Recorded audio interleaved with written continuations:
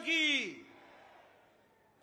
आज के इस विजय उत्सव पर मंच पर उपस्थित हम सबके बहुत ही प्रिय और देश के यशस्वी प्रधानमंत्री सम्माननीय श्री नरेंद्र मोदी जी, हमारे रक्षा मंत्री आदरणीय राजनाथ सिंह जी, हमारे गृह मंत्री श्री अमित भाई शाह जी और यहां उपस्थित इतनी बड़ी संख्या में इस विजय उत्सव में आए हुए हमारे सभी समर्थक, कार्यकर्ता बंधु, मीडिया के मेरे साथी, प्रिंट मीडिया और इलेक्ट्रॉनिक मीडिया के मेरे साथी और देश भर से टेलीविजन के माध्यम से जुड़े हुए हमारे करोड़ों कार्यकर्ता और भारत की यशस्वी जनता, आज ये बहुत ही खुशी का विषय है कि आज इस धन्यवाद मोदी जी को देने के लिए और विजय उत्सव मनाने के लिए इतनी बड़ी संख्या में उत्साह के साथ आए हुए हैं कार्यकर्ता। आप सब लोगों की तरफ से और भारतीय जनता पार्टी के लाखों कार्यकर्ताओं की ओर से सबसे पहले इस कार्यक्रम में मैं आदरणीय प्रधानमंत्री मोदी जी का हार्दिक अभिनंदन करता हूं, स्वागत करता हूं।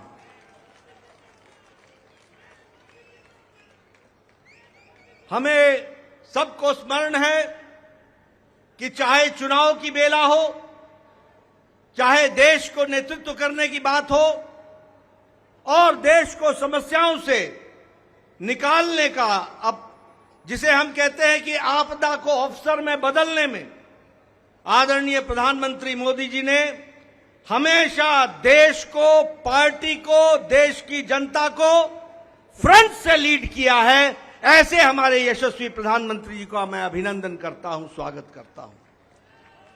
मैं आज सभी एनडीए के साथी दल और भारतीय जनता पार्टी के कार्यकर्ता, जिन्होंने अथक प्रयास के साथ पीछे कई महीनों से अथक प्रयास किया और एनडीए को जो जीत दिलाई है, उसके लिए मैं साथी दलों का और हमारे कार्यकर्ताओं का और साथी दलों के कार्यकर्ताओं का भी हार्दिक धन्यवाद देता हूं और उनका भी मैं अभिनंदन करता हूं।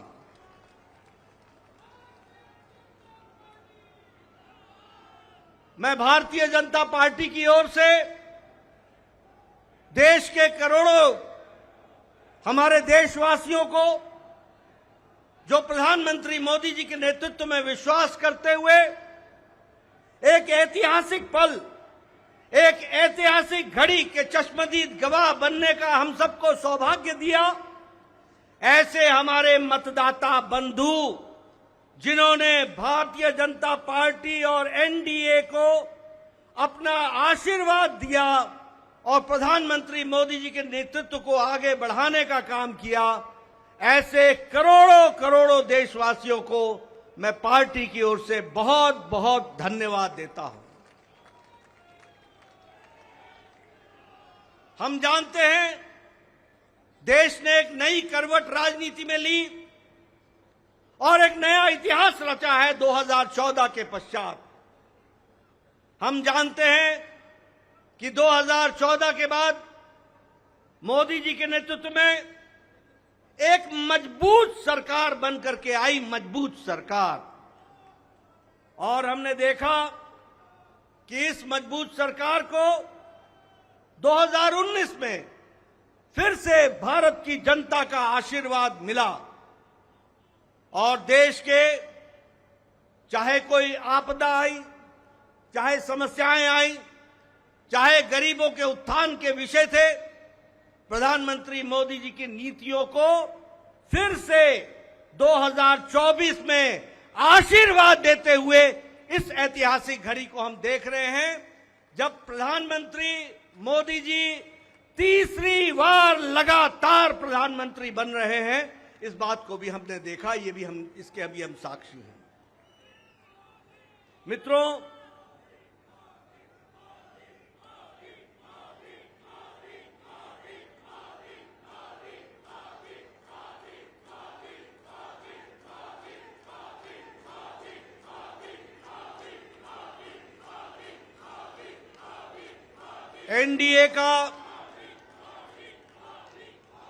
एनडीए का गठन के पश्चात ये कोई भी गठबंधन पहली बार भारत के राजनीति में तीसरी बार लगातार प्रधानमंत्री मोदी जी के नेतृत्व में सरकार बनाने जा रही है। और हम सब लोग खुशनसीब हैं कि हम उस ऐतिहासिक घड़ी के पल के चश्मदीद गवाह भी होंगे और साथ ही साथ उस पल को हम सब लोगों को देखने का सौभाग्य मिल रहा है।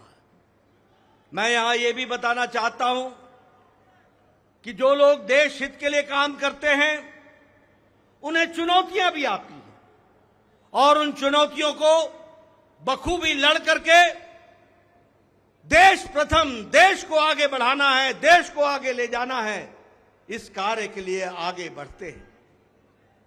लेकिन कुछ लोग जिनके लिए खुद का स्वार्थ महत्वपूर्ण होता है और खुद के स्वार्थ के लिए स्वार्थपूर्ण गठबंधन करते हैं और स्वार्थपूर्ण तरीके से लोक लुभावने वायदे करके सरकार के नजदीक आना चाहते हैं, जहां ऐसे लोगों को देश की जनता सबक सिखाती है, वहीं इनका इकोसिस्टम जो देश के विकास के दृष्टि से जुड़ी हुई चीजें हैं, उसको नकार देता है।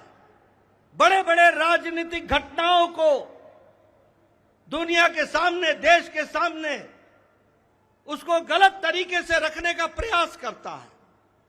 हम बंगाल में 3 सीटों से बढ़कर के 77 सीट हो जाती हैं, उसकी चर्चा नहीं होती, कह देते हैं हम हार गए, भूल जाते हैं कि हमारे मत प्रतिशत कितने गुना बढ़े।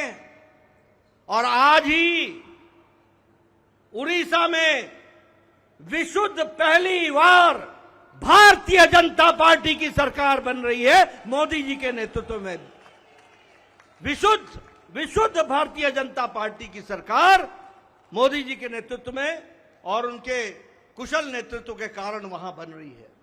लेकिन कुछ लोग 30-40 सीटें जीत ले तो धूम मचाने लग जाते हैं और वो भूल जाते हैं कि देश किस तरीके से मोदी जी के साथ खड़ा है। इस बात को भी हमको ध्यान में रखना चाहिए। मैं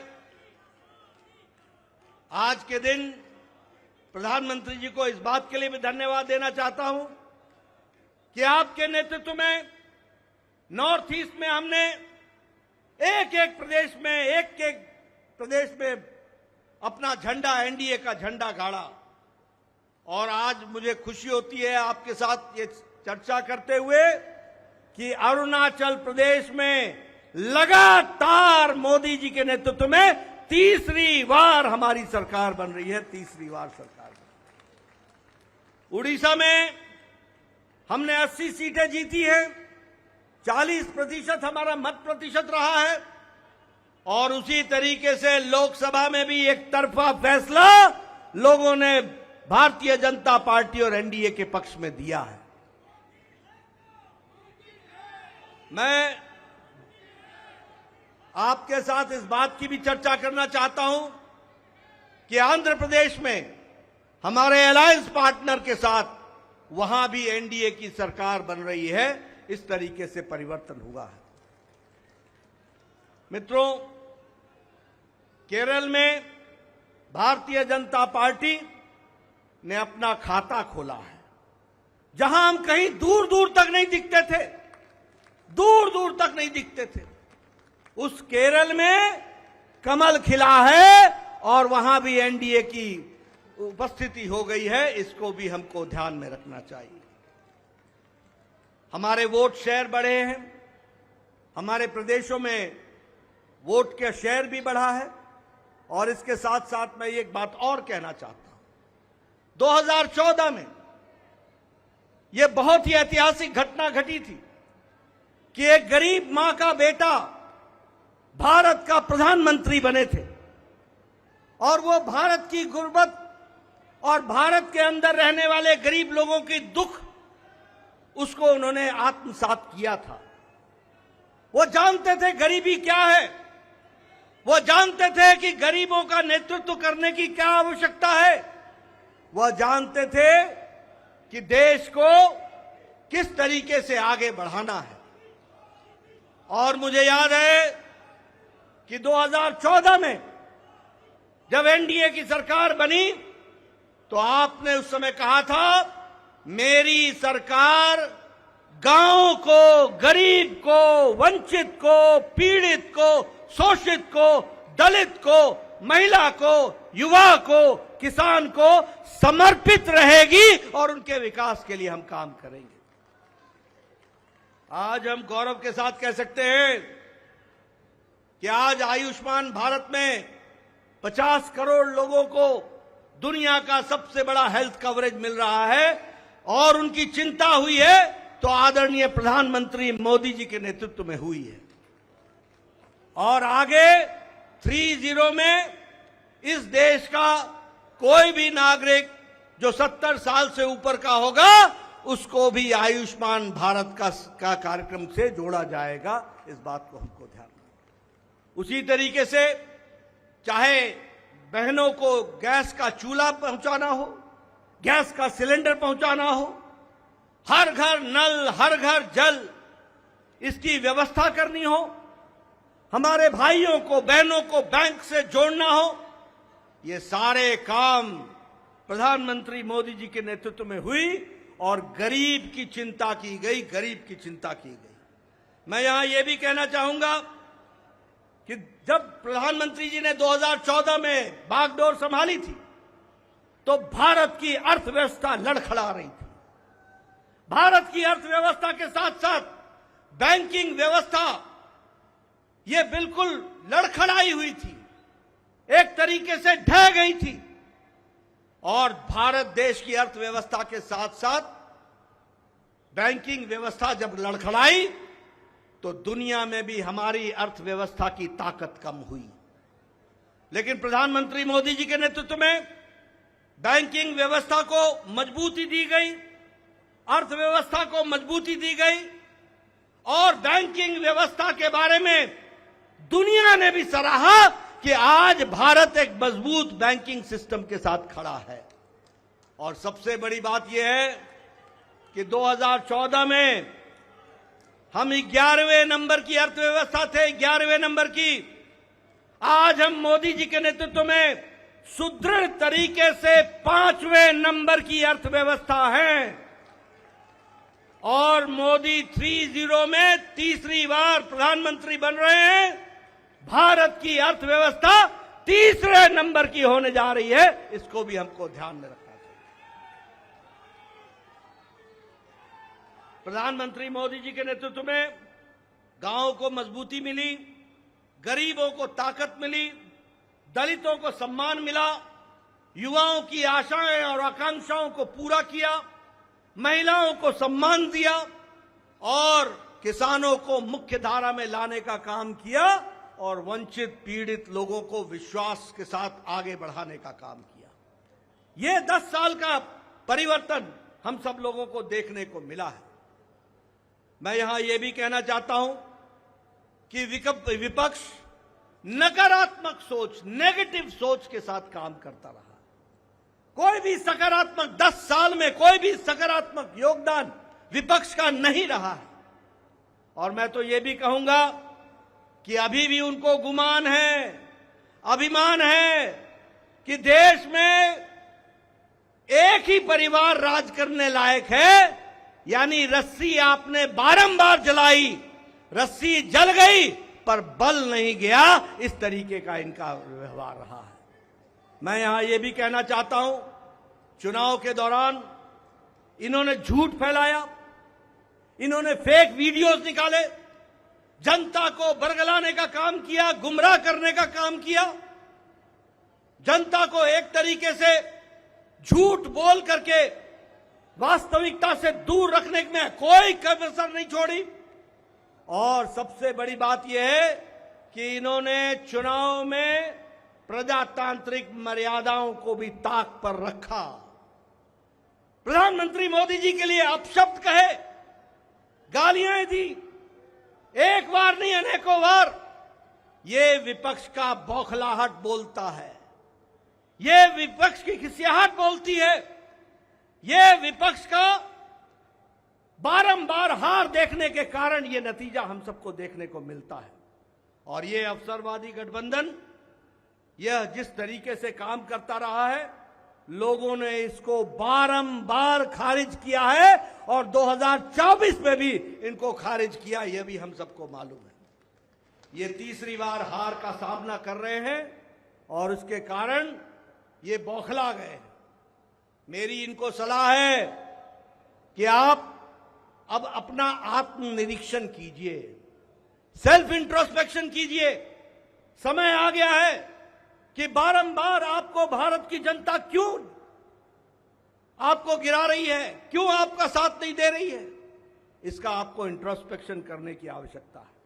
और मैं यहां यह भी बताना चाहूंगा कि गठबंधन एनडीए का मजबूती से मोदी जी के नेतृत्व में देश का नेतृत्व करते हुए आगे बढ़ेगा और देश को आगे ले जाएगा, इस बात का हम सबको विश्वास है।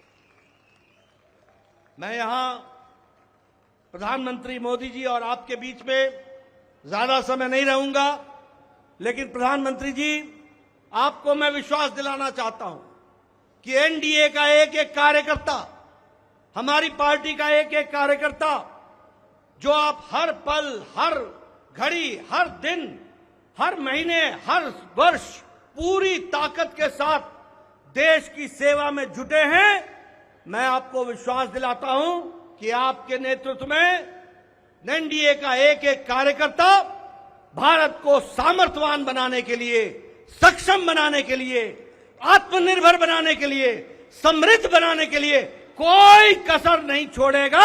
और आपके नेतृत्व में उसको हम सपना को पूरा करेंगे और हम विकसित भारत की ओर आगे बढ़ेंगे। मैं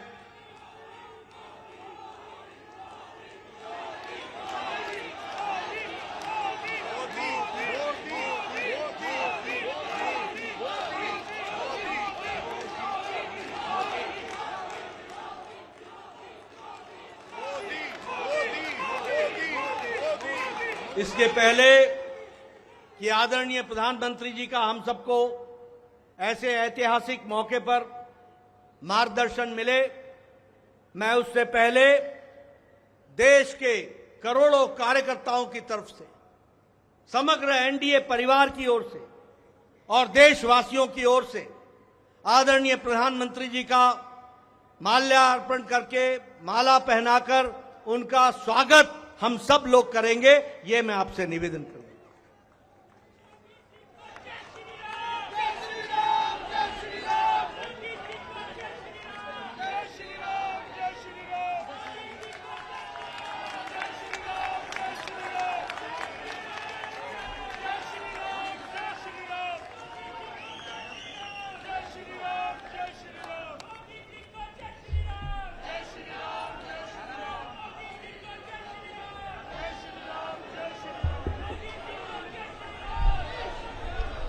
स्वागत है भाई, स्वागत है,